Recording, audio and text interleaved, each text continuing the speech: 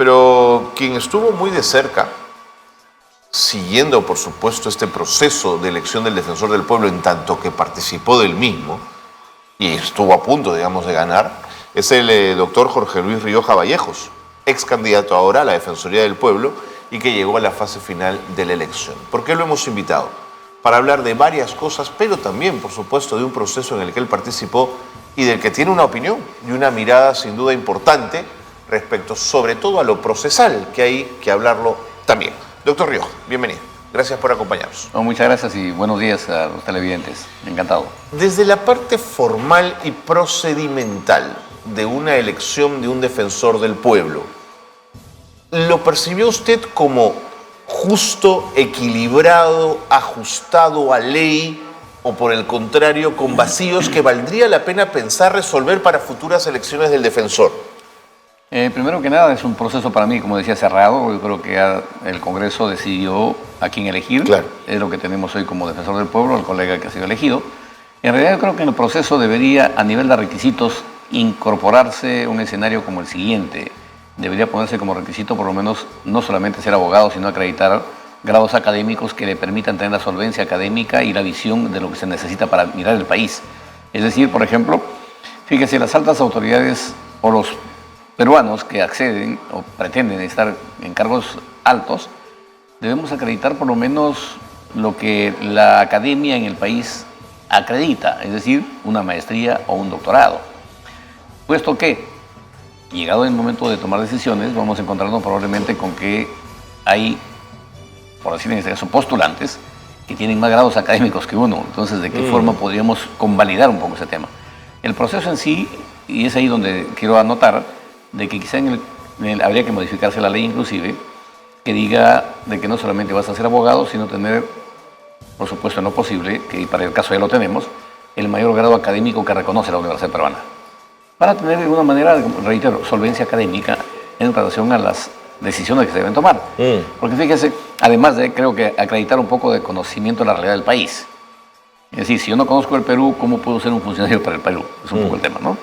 Entonces creo que el proceso, por lo demás, al margen de que estuvo un tanto, digamos, en mi opinión, contaminado por la intromisión del sistema judicial. ¿Cree que no debió el Poder Judicial pronunciarse en relación al proceso? Nunca debió haberlo hecho. Porque exhortó y recomendó al Congreso que siga los procedimientos, ¿no? No, ahí viene el tema siguiente. En realidad, el sindicato de la Defensoría postula un proceso de amparo sin tener ni arte ni parte en el proceso. Porque fíjese, ¿qué dice la Constitución y qué dice la ley de la Defensoría? La ley orgánica de la Defensoría dice que hay dos formas de elegirse el defensor. Vía concurso público abierto, donde pueden haber 50 o 100 abogados que postulan, cumpliendo con los requisitos. Y luego modifican la ley y dice que también puede hacerse por invitación. En este caso, ha sido por invitación, yo he sido invitado. Por invitación bajo el supuesto que la convocatoria anterior no haya dado los resultados esperados. ¿Lo comentó Walter Albán con nosotros acá? Sí, seguramente, pero es una u otra. Una u otra. No es que está condicionada de. Es decir, si no lo haces, el acuerdo es el caso político del Congreso, dice, ¿lo hacemos abierto o cerrado? Entiendo. No es que si fracasó el abierto se viene el cerrado, de ninguna manera. Eso fue en todo caso el antecedente que dio motivo a la modificación de la ley. Ok. Porque cuando era abierto no había acuerdo. Entonces dijeron, bueno, mejor lo hacemos por invitación y sale más rápido. Y como que así fue, y creo que en ese entonces fue elegida así la ex defensora Beatriz Merino. Ok. Entonces, ¿ahora qué tenemos? El sindicato no fue, ni podría haber sido invitado porque es una persona jurídica y que está, digamos, pues fuera del escenario de la opción de que sea invitado para que el sindicato sea el defensor del pueblo. Tampoco podría postular siquiera porque no es abogado, es una persona jurídica. Sin embargo, postula un amparo, pretendiendo ellos decir, este no es el perfil, este es el perfil. Pero no dicen cuál es el perfil que quiere el sindicato para un defensor. Pero si no tenía legitimidad para obrar, ¿por qué el Poder Judicial aceptó el amparo? Es el punto de quiebre y es que yo, en todo caso, objeto. Cuestiono, entiendo. Objeto. El juez ni siquiera debió admitir a trámite el amparo. Debió haberlo declarado improcedente. Entonces el juez admite el amparo, da una cautelar. Oiga, y has generado una, digamos, una cuestión sui generis para el Perú en el ámbito del derecho.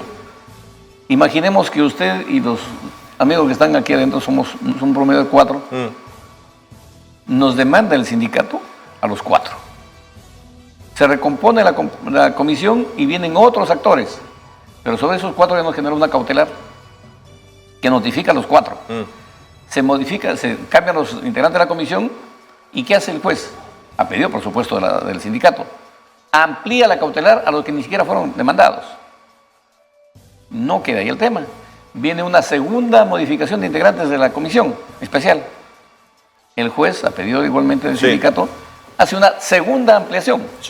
Totalmente fuera de contexto.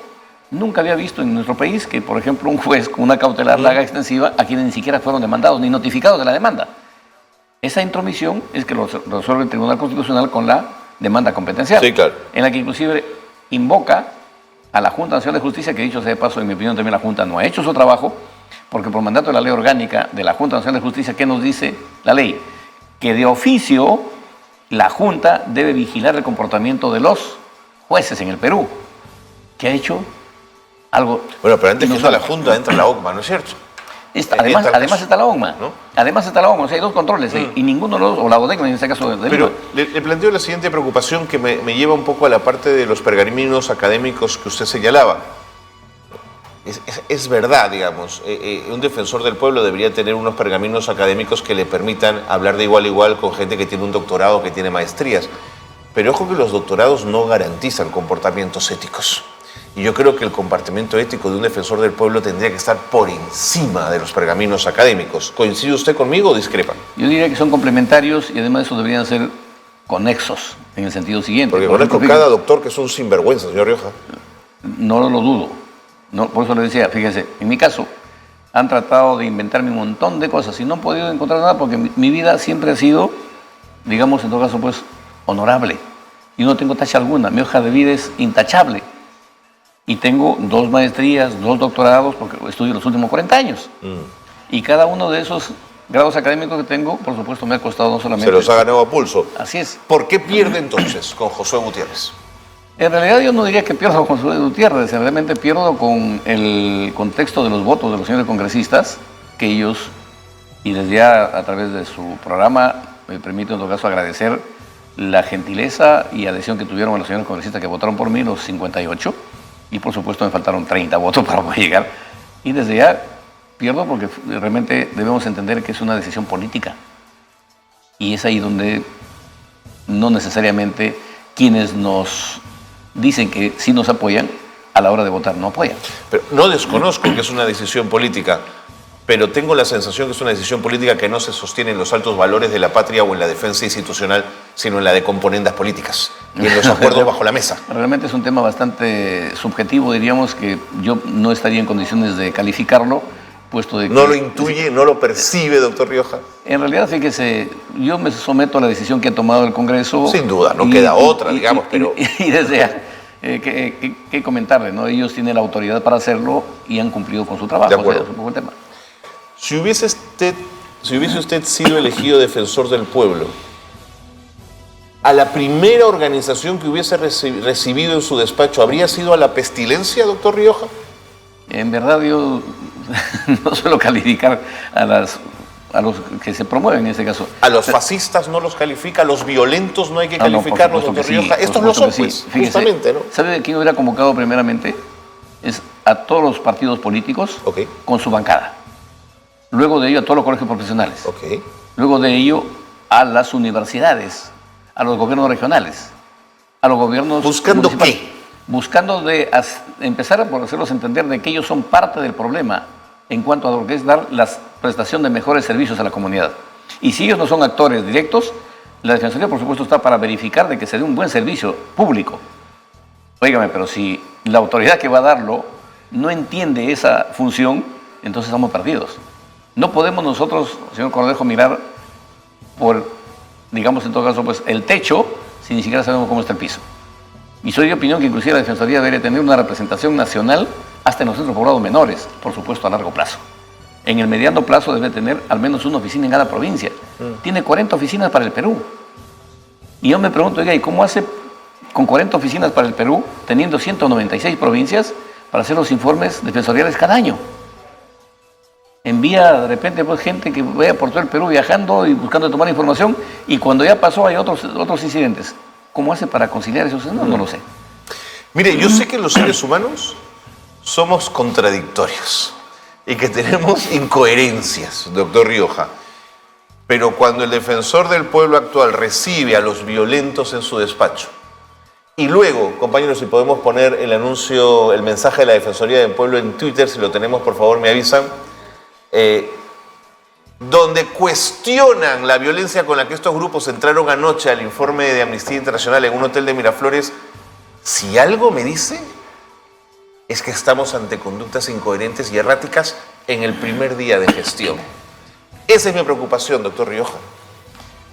En verdad, fíjese, yo no he visto el mensaje del defensor elegido y debo decirle que cada quien actúa como cree que debe y por supuesto asumirá la responsabilidad que le toca, ¿no? Yo no podría objetar, porque al colega lo he conocido en el tema de lo que fue su función congresal y ahora en este concurso, no sé más de él.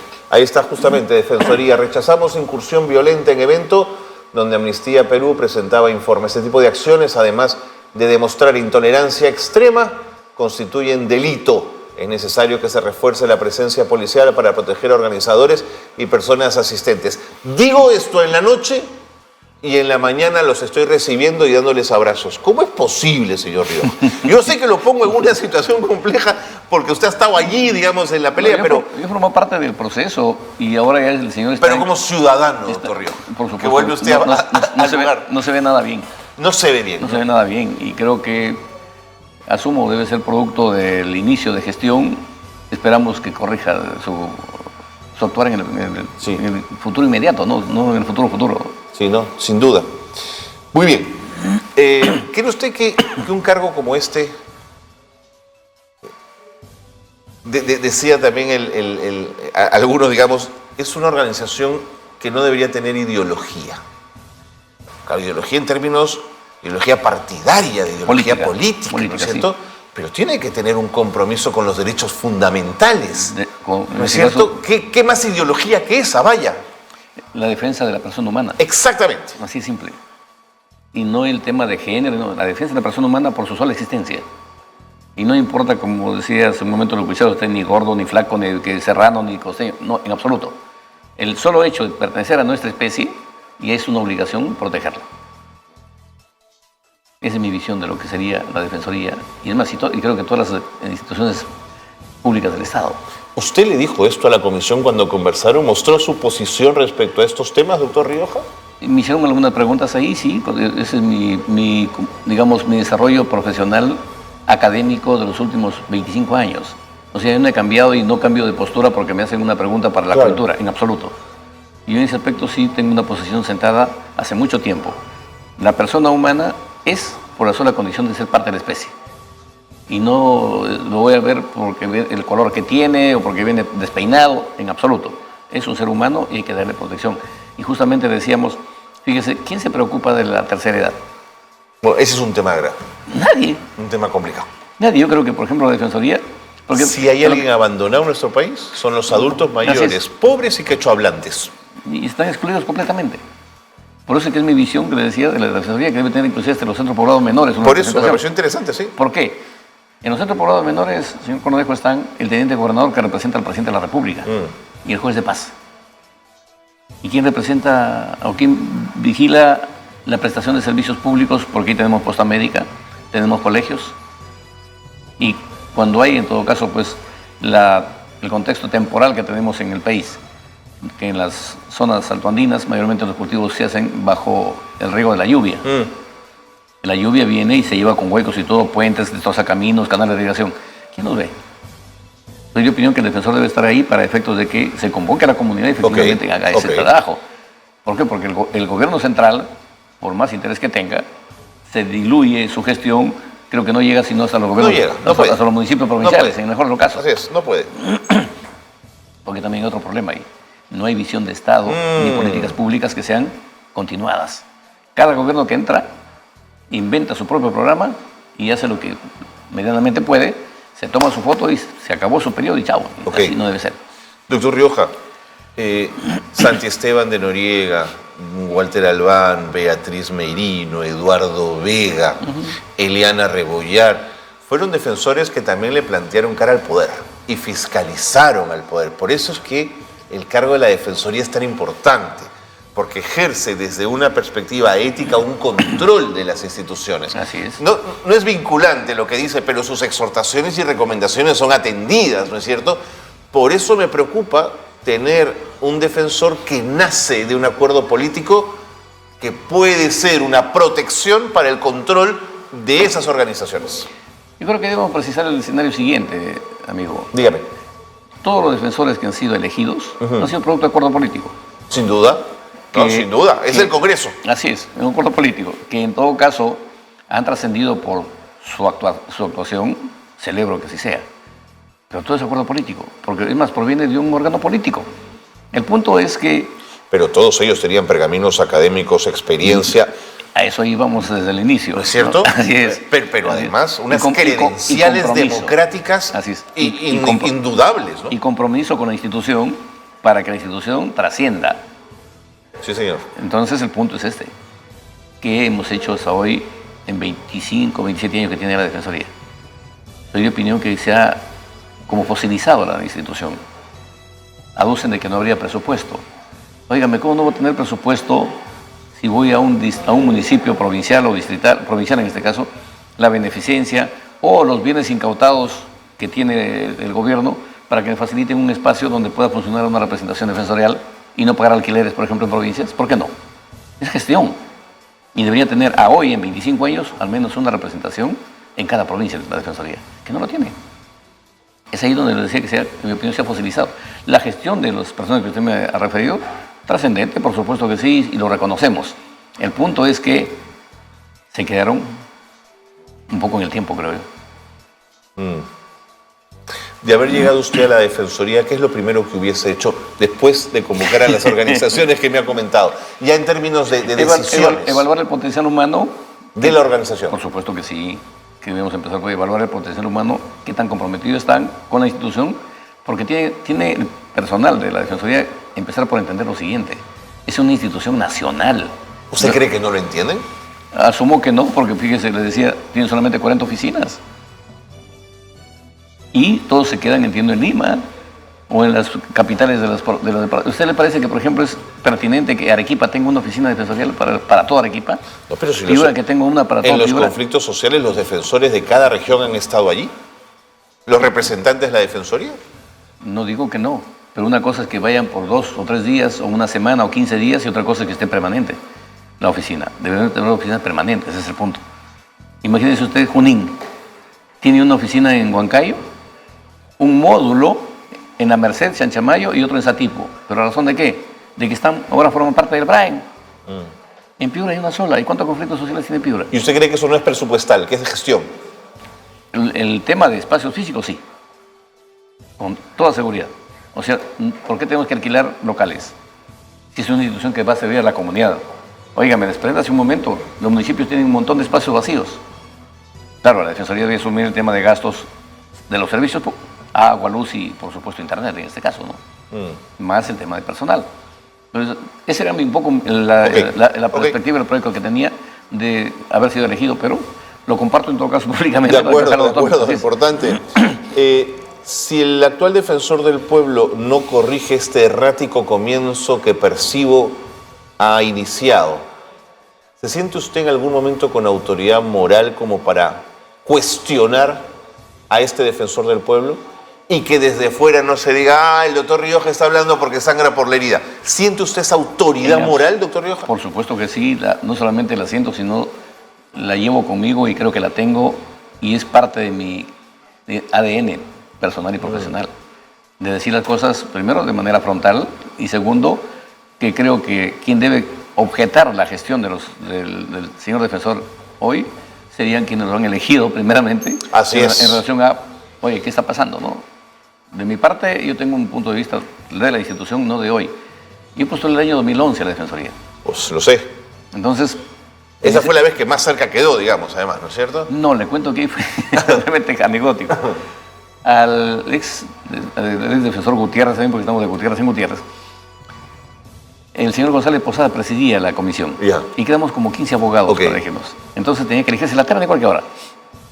Entonces González Posada nos convoca a la comisión y le dice, bueno, A ver, vamos al voto. Gutiérrez, ¿quién está de acuerdo por la terna? Unanimidad. Y le dice, oiga, pero si se va a elegir uno solo, ¿para qué vamos a poner 3? ¿Qué le parece si lo dejamos así? Lo presentamos a Gutiérrez solo. Y había unanimidad, se quedaron con eso. Sí. Vaya por eso. Y no solo eso, lo pusieron al voto. Debería escribir usted las historias de cómo vivir una elección del defensor del pueblo. Lo pusieron al voto todo el día. Y le faltó creo que 3 o 4 votos y no pudo ser elegido. Y se cerraba el mandato, terminó la legislatura y no pudo ser elegido. Okay. Entonces el tema de la defensoría no es que sea de mi interés de este tiempo, hace mucho tiempo. Entiendo. ¿Y seguirá intentándolo, doctor Rioja, o usted cree que es la última vez? En verdad yo creo que he participado con la mejor intención de servir al país, después de conocer gran parte del país también. Y en estas condiciones yo creo que se hace muy complejo, sobre todo teniendo un promedio de casi prácticamente 14 bancadas. Es muy difícil, ¿no? Muy titánico el tema y, bueno, la experiencia está vivida y la lección está aprendida. Última. Sobre Gutiérrez. ¿No le genera desconfianza que el defensor del pueblo, además de todo lo que hemos hablado, haya sido miembro de una bancada política dentro del Congreso? Es decir, haya sido asesor de la bancada de Perú Libre, que le haya gestionado entrevistas en medios a Valdemar Cerrón, que haya sido abogado de Vladimir Cerrón y que haya llegado a la Defensoría del Pueblo? Digamos, no. Dígame que por lo menos le preocupa algo, doctor Rioja, por favor. Yo creo que, fíjese, debemos en principio optar porque efectivamente genera muchas especulaciones y estigmas nos generan inclusive. ¿Sí? ¿Usted cree que son estigmas? En cuanto a mi persona, por ejemplo. ¿Por qué? ¿Por qué lo cree? Si usted ve, y hemos revisado diversos medios, dice, como que dice, ¿no? Todos incapaces. Oiga, a mí nadie me llamó durante la campaña, durante este proceso electoral de candidatura. Siente que vio generalidades injustas, dice usted. No creo que es un mérito por decirle, pues en todo caso, oiga, no ha calificado. Tanto así que me estoy presentando una querella, por ejemplo, respecto a una persona acá en Lima, en un medio electrónico, ha hecho una difusión de algo que no es cierto. Y otro en Arequipa, que capturó de una imagen de una declaración de un congresista y presentó una tacha contra mi candidatura. O sea, estoy igualmente querellándolo, vamos a ver en qué termina. ¿Por qué? Porque no puedo no puedo dejar que ponga en tela de juicio mi honorabilidad. Entonces el punto de preocupación del señor defensor del pueblo en funciones, creo que debe preocuparse él mismo de saber tomar sus decisiones, y quienes son los primeros que deben objetar son, como le digo, quienes lo han elegido. De acuerdo. Quiero apelar a sus conocimientos en derecho y preguntarle por lo que se está votando en este momento en el Congreso. Anoche se pateó la votación en relación a la ley Mordaza. Y lo ligo con lo del honor, que usted justamente acaba de mencionar.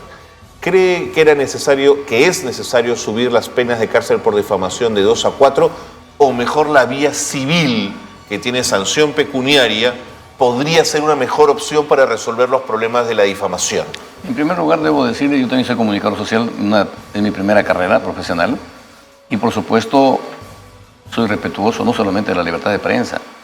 Hemos visto en el devenir del tiempo que hasta la Corte Interamericana, por ejemplo, se ha pronunciado respecto a lo que es la libertad de prensa, y recordará usted probablemente el tema del caso en Chile, la última tentación de Cristo. La película. La película, sí, que Pinochet lo prohibió. Sí, claro. ¿Y qué hizo la Corte? Esto no puede darse, debe publicarse, debe difundirse. Y eso sucedió. Entonces yo soy respetuoso no solamente por el compromiso profesional, sino por mi convicción democrática y por supuesto respetuoso de la libertad de todos. No podemos penalizar un escenario que, si bien es verdad hay excesos, ese exceso, como usted refiere, debe darse de repente un tema de compensación económica mediante proceso civil y no penal. Porque además, doctor Rioja, si en democracia debilitamos el rol de la prensa, o sea, al debilitar a la prensa, debilitamos a la buena y a la mala, digamos, y la debilitamos a la buena prensa, ¿no es cierto? Claro que sí, con toda seguridad. Y es más, y vamos a tener mucho más atomizado el sistema judicial. Sí, pues. Porque van a haber demandas infinitas. Sí, pues. Porque todo el mundo cree de que porque dijeron hoy. Entonces les decía, fíjese, en la previa a la elección, me decían, mira todo lo que están diciendo. Y yo no creo que están difamándolo, ¿no? Están presentándonos a quienes estamos de candidatos. ¿Y quién es la presentación? Están diciendo quiénes somos. ¿Y hablaron de usted y nunca lo llamaron, doctor Rioja? No, fíjese que curiosamente la República inclusive publica un día entre líneas, dice, sí, efectivamente, hablando con el doctor Rioja, confirmó esto y efectivamente está en la comisión. ¿Y no había hablado con usted? Nunca habló conmigo. O sea, nunca me llamaron. Quizás había hablado usted con otro medio y la República se valió de esa declaración. Tampoco. Yo no he hecho declaraciones antes de la elección. No he hecho declaraciones porque me parecía que, ¿de qué voy a hablar? ¿De quiénes van a votar por mí? ¿De qué voy a hablar respecto a la invitación que tuve en este caso de Acción Popular y el bloque magisterial? Okay. Las dos bancadas. Okay. Entonces el punto es el siguiente, ¿no? Los 130 electores están en el Congreso. Ellos valorarán el informe de la comisión y por supuesto el interés es quizás conversar con ellos. De acuerdo. ¿No? Esa era un poco mi tesis de participación. Doctor Rioja, una última pregunta ahora sí para dejarlo ir. Siempre habíamos sostenido, o se había sostenido desde el Ministerio Público, que a un presidente en funciones no se le investigaba en la medida en que no se le podía acusar constitucionalmente durante su gestión. Era, digamos, la tesis. La defendió Gladys Echaíz, la defendió Pablo Talavera, la defendió Está en la Constitución. Zoraida Ábalos. Sí. Llega Patricia Benavides y dice, ojo, y con una reflexión jurídica interesante, no lo dudo, dice, oigan, investigar sí, acusar no. Porque si no investigamos ahora, las pruebas se pierden. Investiguemos, preparemos la carpeta y acusamos después. Creo que la discusión jurídica es interesante. Pero no entiendo por qué el Congreso quiere acusar constitucionalmente a Zoraida Ábalos por haber tenido una reflexión jurídica. ¿Usted llega a comprender qué hay detrás? Difícilmente, puesto de que en principio el caso de la señora Ábalos lo vi en su momento, en este momento sería de mi parte irresponsable opinar de lo que no recuerdo exactamente de qué lo están acusando. La acusación constitucional, no sé, creo que está en término ya de para votar, algo de eso estaba leyendo en los medios. Se aplazó 15 días, para furia de Gladys Echaíz. El punto es ese, ¿no? O sea, en verdad el presidente de la República, por mandato de la Constitución, no puede ser acusado, pero sí, pues efectivamente puede ser investigado. Por eso, como discusión jurídica es apasionante, ¿no? Sí, claro que sí. Pero bueno, le viene la noche, el Congreso le ha puesto el ojo y vamos a ver qué pasa sí, en con verdad Zoraida. Es un tema que, reitero, son decisiones políticas que se dan y creo que van tratando ahí, como también hay casos muchos que siguen pendientes, ¿no? No, sin duda. Sí, siguen pendientes. Doctor Rioja, gracias por haber estado con nosotros. Ha sido muy interesante escucharlo. Y gracias por sus puntos de vista, por haberlos compartido con nosotros. Muchas gracias.